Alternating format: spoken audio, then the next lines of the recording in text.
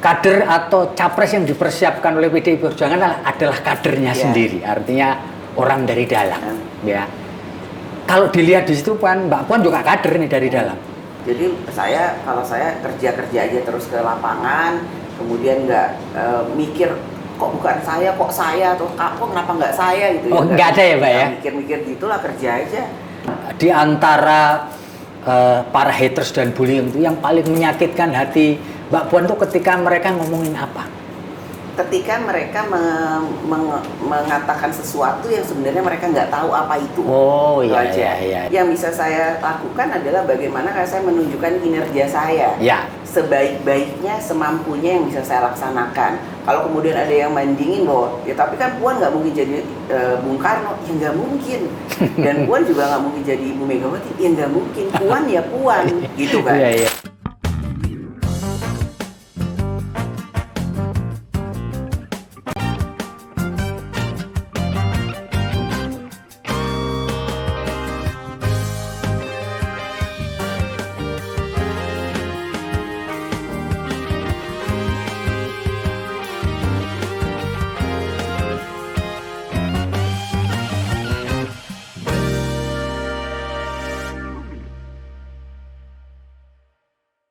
Assalamualaikum warahmatullahi wabarakatuh.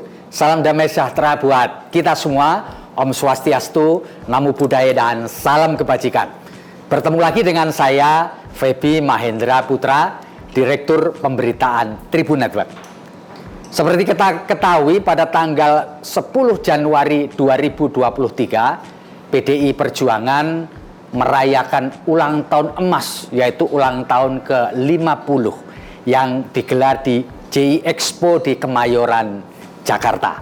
Dan terkait dengan hari ulang tahun emas PDI Perjuangan atau Partai Demokrasi Indonesia Perjuangan, saya akan ngobrol dengan Ketua DPP PDI Perjuangan, Ibu Puan Maharani yang akrab dipanggil Mbak Puan. Beliau juga Ketua DPR RI. Dan kita akan ngobrol seputar apa saja yang akan dilakukan oleh PDI Perjuangan, termasuk dalam posisi beliau sebagai Ketua DPR untuk menyambut tahun politik, yaitu pemilu serentak di tahun 2024. Kita ikuti obrolannya.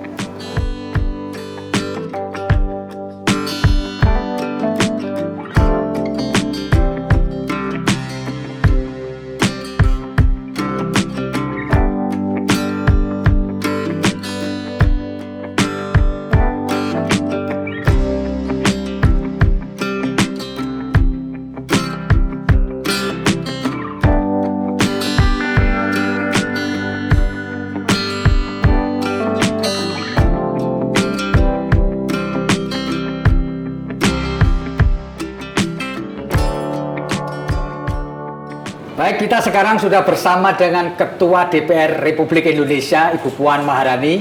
Beliau juga adalah Ketua DPP Partai Demokrasi Indonesia Perjuangan. Akan saya sapa beliau. Assalamualaikum, Bu. Waalaikumsalam warahmatullahi wabarakatuh. Waalaikumsalam. Boleh saya panggil Mbak Puan saja? Boleh. Biar lebih akrab Mbak Puan ya. Baik, Mbak Puan. Tanggal 10 Januari 2023 yang lalu, PDI Perjuangan merayakan ulang tahun emas. Kebetulan dirayakan pada saat tahun politik. Buat PDI dan Mbak Puan sendiri, ulang tahun ke-50 tahun ini apa maknanya, Mbak? Ya, tentu saja ini bermakna khusus bahwa alhamdulillah Pak PDI Perjuangan bisa sampai umur 50 tahun. Umur emas. Atau 50 tahun itu kan biasanya dibilang tahun emas. Betul. Tentu saja dinamika naik turunnya ini sudah panjang sekali. Betul ya. Walaupun saya pun baru mengikuti secara langsung itu dari sejak tahun 2006. Karena tahun 1999 dan lain-lain waktu itu saya hanya mengikut sebagai pengikut Ibu Mega. Jadi kemanapun Ibu Mega pergi, kebetulan saya ikut. Saya ikut merasakan bagaimana kemudian perjuangan dari PDI ke PDI Perjuangan. Jadi bagaimana ibu dan bapak saya harus sebut bapak saya karena saat itu ada almarhum Bapak Taufik Kimas yang berjuang bersama-sama untuk bisa membangun PDI menjadi PDI Perjuangan. Dan di tahun ke-50 ini tentu saja harapannya seperti Ibu Mega sampaikan, semoga PDI Perjuangan bisa menjadi 100 tahun menjadi partai yang kemudian bermanfaat bagi nusa dan bangsa untuk menjadi Indonesia Raya yang seraya-rayanya. sesuai dengan cita-cita dari Bung Karno. Ya. Ya harapannya ya seperti itu, kita bisa berguna bagi masyarakat, bagi nusa dan bangsa, bagi Indonesia. Mbak Puan, sepanjang mengikuti perjalanan PDI Perjuangan 50 tahun, apa yang paling Mbak Puan tidak bisa lupakan? Banyak sekali apa aja, sekali pengalaman dan hal-hal yang nggak bisa saya lupakan. Ya bagaimana waktu Ibu Mega berjuang pertama kali mau menjadi ketua umum. Kan sudah secara de facto Sukolilo kan. Itu di Sukolilo saya ada. Ada ya. Saya datang ke situ. Kemudian terakhirnya Ibu Mega mengatakan secara de facto saya ketua umum PDI Perjuangan, namun tetap nggak diterima oleh pemerintah. Jadi pasang surutnya pasca Orde Baru sampai pasca reformasi itu bukan suatu hal yang mudah bagi PDI Perjuangan. Bahkan ada kuda tuli peristiwa 27 Juli kan waktu itu. Saya juga ada. Karena waktu itu ya saya tinggalnya kan bareng serumah sama Ibu Mega. Apa Mbak Puan yang waktu kuda tuli itu yang Mbak Puan lihat dan Mbak Puan rasakan yang nggak bisa lupa? Keadilan bagi satu perjuangan rakyat yang kemudian mengharapkan adanya perubahan dan perbaikan. Ya maupun memang pada saat itu kan nggak semua juga hal-hal yang bisa kita sampaikan itu bisa dilakukan secara bebas, terbuka. Jadi memang banyak sekali dinamikanya yang kemudian terjadi di lapangan. Rumah saya itu kan kemudian menjadi tempat berkumpulnya teman-teman atau kawan-kawan seperjuangan, para aktivis. Jadi saya menyiapkan dapur umumnya, ditugaskan oleh Bapak Ibu saya, kamu yang tanggung jawab sama dapur umum. Itu penanggung jawab dapur umum pada waktu itu bukan suatu hal yang mudah karena orangnya datang terus, makan nggak habis-habis. Saya juga sampai bingung harus masak apa, apa yang cepat tapi bisa dimakan orang banyak. Dan waktu itu kan kondisi dapur umum nggak seperti ini, nggak ada juga kayak sekarang kan kita udah ada truk yang komplit, ada kompornya, dan mencari orang yang mau memasak itu juga nggak semudah sekarang. Karena kan dia bayangin sebagai partai atau orang-orang yang kemudian dalam tanda kutip tidak disukai oleh pemerintah pada saat itu kan orang juga ada yang banyak sekali yang takut untuk ikut berjuang bersama kami. Itu dan waktu itu saya masih mahasiswa ya. Bayangkan di rumah mahasiswa masih unyu-unyu kan tuh, masih kan harusnya menikmati masa remajanya dengan ya seperti layaknya remaja-remaja lain, tapi rumahnya tuh penuh dengan aktivis. Jadi saya harus urusin dapur umum. Jadi memang ya penuh dinamika yang seperti itu. Tapi saya melihat perjuangan ibu bapak saya itu kemudian menumbuhkan perasaan bahwa ya inilah satu perjuangan untuk mencapai satu hal yang dianggap benar, memang perlu satu pengorbanan dan semangat yang revolusioner. Mbak Puan pada waktu itu puncak perjuangan Bu Mega, apakah Mbak Puan pernah merasa takut? Karena kan harus berhadapan dengan penguasa yang pada saat itu adalah mutlak kekuasaannya. Bagaimana? Apa rasa takutnya ada, Mbak? Alhamdulillah sih nggak pernah merasa takut karena memang saya digembleng atau mungkin udah otomatis ya karena memang hari-hari seperti itu. Jadi saya melihat semuanya semangat, ibu saya semangat, bapak saya semangat, orang-orang sekitar saya semangat. Jadi nggak ada perasaan takut karena saya merasa bersama dengan orang-orang yang punya pemikiran dan visi dan cita-cita yang sama. Hanya ya ketidaknormalan mungkin ya, ketidaknormalan yang harus saya hadapi berhari-hari, minggu-minggu, berbulan-bulan yang mungkin itu merasa aduh kok gini, tapi ya itulah satu perjuangan yang sekarang setelah saya dewasa, setelah saya sekarang mendapatkan kesempatan amanah seperti ini, saya baru menyadari bahwa itu ada pelajaran yang sangat berharga. Yang luar biasa ya, Mbak Puan. PDI Perjuangan punya moto hat-trick, artinya ingin kembali memenangi kontestasi pada pemilu 2024. Menurut Mbak Puan, apa sih yang perlu dilakukan, yang paling strategis dilakukan oleh PDI Perjuangan terutama untuk rakyat supaya dia kembali diterima oleh rakyat? Ya, yang pertama pemimpin tanpa rakyat bukan siapa-siapa. Begitu juga partai politik. Makanya sesuai dengan arahan Ibu Ketua Umum di setiap arahannya, seperti juga kemarin alhamdulillah tanggal 10 Januari Ibu Ketua Umum selalu mengatakan turun ke bawah, bertemu dengan rakyat, bersentuhan dengan rakyat, tampung dan dengar apa yang diinginkan oleh rakyat. Itu kata kuncinya ya. Kemudian yang kedua adalah solid. mengkonsolidasikan seluruh 3 pilar partai untuk turun ke bawah.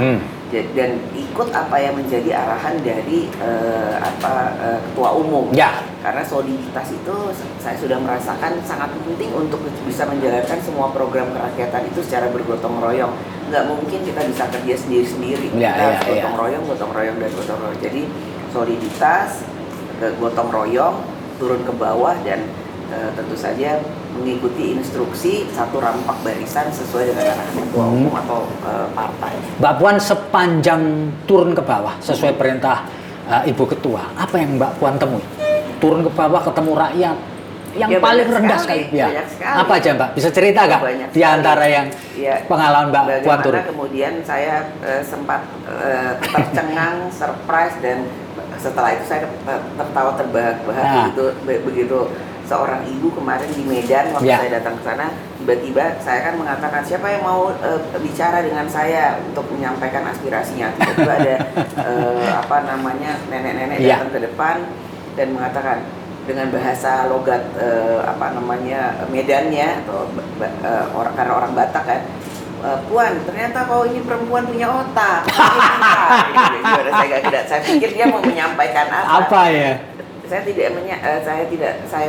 baru tahu ada perempuan bisa sepintar kau ini gitu. Ya bentar saya ketawa. Saya tanya, jadi ibu maunya apa? Saya tidak mau apa-apa, saya cuma mau bicara seperti itu aja karena tidak pernah ada perempuan sepintar kau. Gitu. Saya seperti itu. Banyak sekali, bahkan tiba-tiba ada ibu-ibu datang ke saya nangis-nangis. Terus kenapa ibu nangis? Karena ketemu Mbak Puan.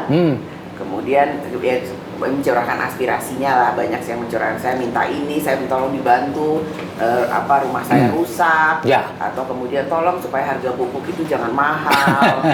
Banyak sekali lah aspirasi yang saya, tapi banyak sekali kejadian-kejadian lucu yang sangat menarik dalam setiap kunjungan saya ke daerah-daerah atau bertemu dengan rakyat yang itu tidak akan kita temui kalau kita tidak pernah bertemu langsung dengan rakyat.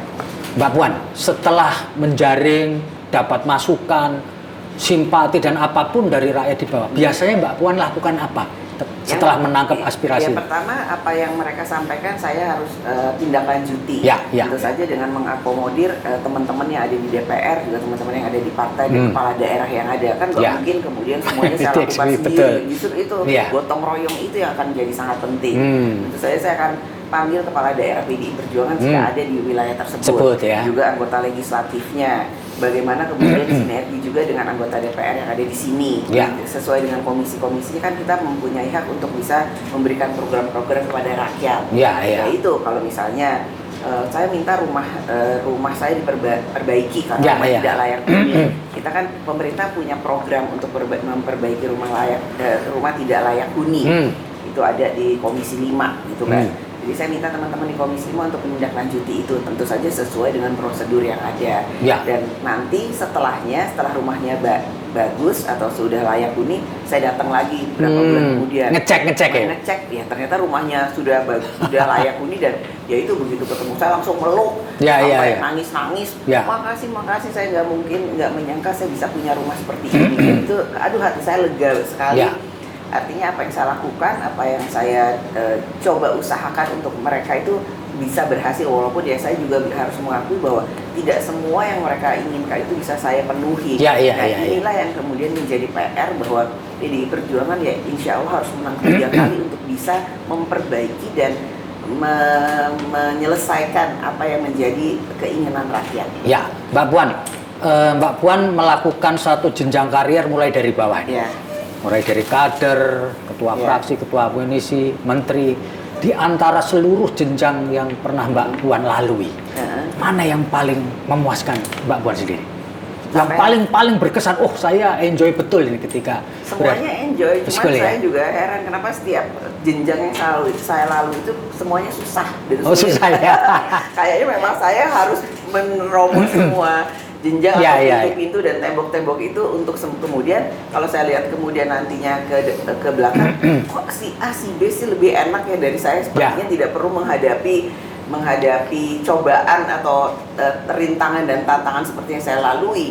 Ya makanya dalam semua amanah atau penugasan yang saya lakukan pada saat ini, saya selalu mengatakan bahwa perjuangan ini ataupun yang saya lakukan ini bukan hanya untuk diri saya sendiri, tapi saya berharap kalau seorang perempuan yang namanya Puan Maharani sudah mampu dan bisa sampai ke jenjang tersebut, tentu saja perempuan-perempuan lain yang nantinya menggantikan Puan Maharani itu harusnya sudah tidak menghadapi rintangan dan tantangan seperti yang saya hadapi, karena temboknya udah kebuka kan. Ya, Mbak Puan, PDI Perjuangan sekarang dipercaya menjadi ketua DPR, dipercaya menjadi presiden, dipercaya mendapatkan portofolio di kementerian. Bagaimana PDI Perjuangan ini ke depan nyiapin para kader untuk posisi-posisi strategis itu, Mbak Puan? Alhamdulillah dalam proses kaderisasi PDI Perjuangan bisa menumbuhkan atau menampilkan kader-kader terbaiknya. Dan yang sekarang muncul itu yang muda-muda. Nggak membedakan laki dan perempuan, tidak membedakan apakah itu senior atau junior atau muda dan tua, tapi sekarang kalau kita lihat kan di daerah muncul kepala daerah dan lain-lain sebagainya, menteri-menteri juga sekarang bermunculan dan lain-lain sebagainya. Bahkan sekarang di kabinet Pak Jokowi perempuan aja sudah jadi menteri, sudah cukup banyak lah jumlahnya, gitu kan. Jadi alhamdulillah sebagai partai yang 2 kali menang dan mempunyai suara terbanyak, kita sudah menyiapkan kader-kader kita. Tapi sekolah partai itu menjadi penting juga ya? Sekolah partai juga menjadi penting untuk bisa menyamakan visi dan misi apa sih sebenarnya yang diharapkan dari seorang kader PDI Perjuangan di sekolah partai tersebut, supaya visinya ya sama, jangan yang satu ke kanan, satu ke kiri gitu. Mbak Puan, satu pertanyaan penting dari banyak orang, karena PDI Perjuangan adalah partai pemenang pemilu dan dia bisa mencalonkan presiden dan wakil presiden tanpa harus berkoalisi. Apa yang telah disiapkan oleh DPP PDI Perjuangan dan Ketua Umum tentu saja untuk proses itu, Mbak Puan? Ya, alhamdulillah PDI Perjuangan memang sudah mempunyai tiket kan, sekarang tiket, orang mengatakan tiket untuk maju pilpres gitu kan. Tapi kita tetap membuka ruang dan pintu seluas-luasnya untuk bisa membangun komunikasi, bahkan bergabungnya partai yang lain untuk bersama-sama dengan PDI Perjuangan. Ya tentu saja itu kan bukan suatu hal yang mudah. Saya memahami hal tersebut untuk semua partai. Karena tentu saja untuk bisa bergabung itu kan perlu ada cita-cita yang sama, harus ada visi yang sama. Kemudian belum lagi kesepakatan siapa yang kemudian akan menjadi capres dan cawapres gitu kan. Jadi memang ini sepertinya semua partai juga lagi menggodok dan berpikir ke sana untuk menuju tahun 2024. Jadi ya silaturahmi tetap saya lakukan kan. Tahun 2022 lalu saya kan bersilaturahmi berkunjung ke ketua umum partai yang lain gitu kan. Saya yang datang karena saya mengatakan bahwa ya saya akan datang karena bukan ketua umum PDI Perjuangan, tapi saya yang ditugaskan oleh ketua umum PDI Perjuangan. Jadi saya menemui ketua umum tersebut, bertemu dengan mereka. Ya itu saya lakukan dan kami membangun komunikasi dan sampai sekarang pun juga tetap membangun komunikasi. Jadi kalau sekarang sepertinya terlihat jeda, ya mungkin kan karena kemarin ada jeda libur Natal dan tahun baru. Tapi mulai bulan nanti ini start pasti, ya.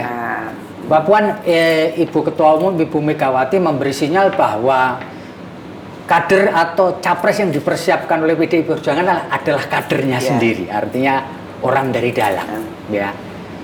Kalau dilihat di situ Mbak Puan juga kader nih dari dalam.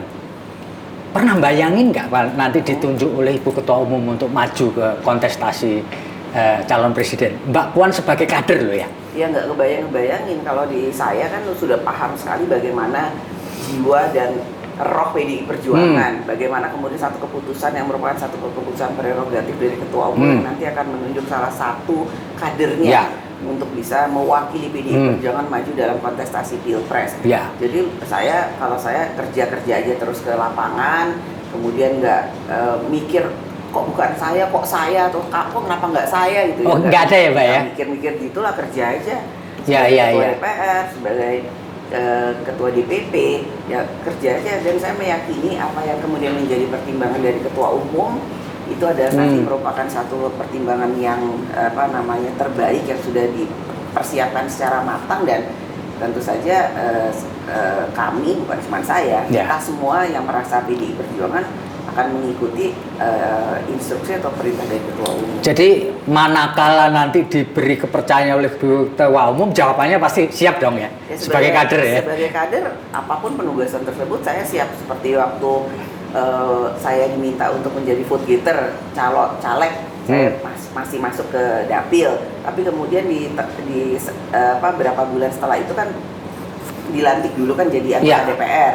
Tapi kemudian 1 bulan kemudian Ibu Ketua Umum bilang kamu masuk aja ke kabinet jadi menko. Oh itu ya. Ya udah pindah, padahal kan kalau dipikir wah saya sudah berjuang di dapil saya untuk mendapatkan kursi dan suara kan.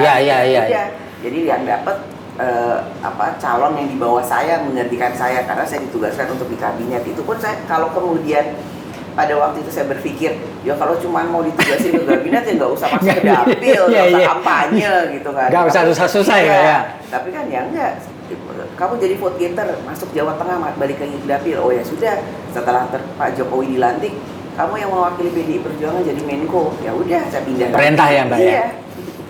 Mbak, sekarang begini, ini agak geser sedikit ke DPR Mbak sebagai ketua. Berdasarkan banyak survei itu lembaga yang kepercayaan publiknya paling rendah ini DPR. Menurut Mbak Puan gimana ini supaya kita bisa DPR ini bagi masyarakat kepercayaannya bisa naik ini Pak? Setelah saya kemudian dipercaya atau mendapatkan amanah untuk menjadi ketua DPR, saya kemudian berusaha untuk membangun DPR ini menjadi DPR yang terbuka. Bisa menerima aspirasi rakyat, tapi tentu saja dengan cara waktu itu kan beberapa bulan kemudian setelah saya dilantik menjadi ketua DPR kan COVID, masuk pandemi COVID. Jadi kita cuma bisa Zoom. Ya, kemudian di Zoom pun saya membuka DPR untuk bisa dilihat oleh publik. Jadi bisa kalau lagi dalam pembahasannya itu saya minta supaya publik bisa memberikan masukannya, apa saja yang kemudian bisa diterima, tidak bisa diterima. Tentu saja kan kita juga namanya masuk rumah itu di mana-mana kan ada aturan. Betul. Yang nggak bisa masuk nyelonong aja. Ya kan misalnya harus tulis surat, minta izin, nggak bisa terus teriak-teriak aja di depan sana misalnya gitu, terus tapi maksa-maksud ya nggak bisa. Jadi saya membuka DPR untuk terbuka untuk publik atau rakyat tapi dengan aturan gitu kan. Nah setelah kemudian sekarang pandemi COVID sudah berkurang atau kemudian kita apalagi ke depan ini sudah mulai aturan PPKM itu dibuka kan bisa berkumpul. Kemarin aja dalam pembahasan undang-undang bahkan saya membuka satu ruangan untuk masyarakat atau perwakilan dari masyarakat itu ikut mengikuti jalannya pembahasan dari setiap undang-undang. Jadi mereka itu baru tahu, Mbak, saya baru tahu Mbak, ternyata membahas undang-undang itu nggak segampang itu. Ada pro kontra, melibatkan 9 fraksi, bahkan anggota DPR. Jadi kadang-kadang anggota DPR itu kan punya hak untuk bicara. Walaupun itu berasal dari satu fraksi, belum tentu semuanya itu menyatakan hal yang sama. Kecuali nanti kalau kemudian fraksinya itu menyatakan bahwa menyetujui satu hal baru semuanya setuju, tapi anggota DPR-nya kan punya hak untuk bicara dahulu. Oh jadi begitu ya, makanya bukannya kalau membahas undang-undang itu hari ini akan dibahas, besok tuh harus selesai. Itu perlu proses yang panjang. Jadi kenapa kemudian saya membuka diri supaya masyarakat juga paham. Bahkan saya sekarang meminta ada mahasiswa ikut program Merdeka Belajar ya. Jadi masuk ke sini supaya mereka juga lihat teman-teman mahasiswa ini, adik-adik mahasiswa ini gimana sih rapat paripurna, gimana sih rapat di komisi, gimana sih pembahasannya, apakah kemudian kalau mereka teriak-teriak di depan gitu kan menyampaikan aspirasinya itu nggak kita dengar, tapi nggak mungkin hari itu selesai karena ada mekanisme dan hal-hal yang kita lakukan. Kemudian semua kebijakan ada di sini. Saya juga baru memahami bahwa kebijakan semua apa yang akan dilakukan oleh pemerintah itu harus disetujui oleh DPR atau dibahas bersama-sama dengan DPR. Kalau kemudian di masa lalu dianggap bahwa DPR itu tidak bekerja dan lain-lain sebagainya, itu persepsi itu yang kemudian kami ini di DPR ingin merubah hal tersebut. Cuma tentu saja merubah sesuatu hal itu kan perlu masa transisi, nggak bisa saya mau rubah 1 tahun selesai, 2 tahun selesai gitu kan.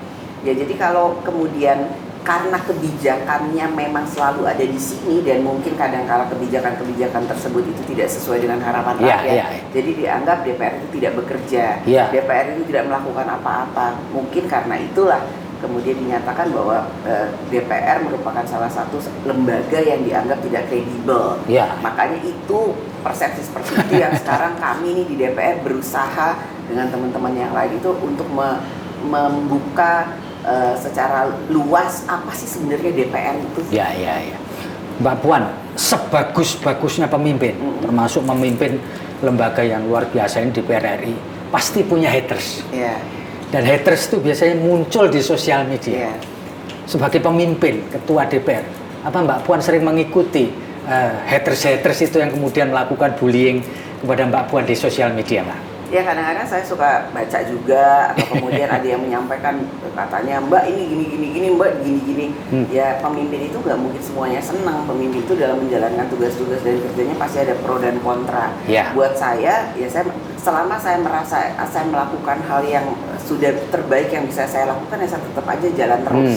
Jadi nggak kemudian merasa ciut karena hater saya jadi banyak atau dibully jadi enggak, karena saya merasa sudah melakukan sesuatu yang menurut saya memang saya lakukan untuk rakyat, untuk DPR, dan yang terbaik untuk saya bisa lakukan sebagai manusia. Saya nggak mungkin sempurna, pasti juga nggak mungkin semua keinginan dari masyarakat itu bisa saya penuhi. Tapi saya kerja aja, kerja terus buat. Gimana kemudian orang tanya, Mbak kerjanya apa sih? Kayaknya nggak pernah ngapa-ngapain gitu. Nah ya itu yang harus dipahami juga sebenarnya tugas dari ketua DPR itu apa sih? Ketua DPR itu kan Speaker of the House, artinya menyampaikan apa yang sudah dilakukan oleh DPR gitu kan. Ya nggak mungkin juga saya yang harus bicara, kan ada komisi, ada apa namanya tuh, ada teman-teman yang di AKD dan lain-lain, punya ada pimpinan komisi juga, ada ketua fraksi, ada fraksi dan lain-lain. Jadi sebenarnya penugasan yang ada di DPR itu kolegial, hanya memang ketua DPR-nya cuma satu karena dianggap atau penugasannya adalah jika ketua DPR sudah berbicara itu atas nama DPR.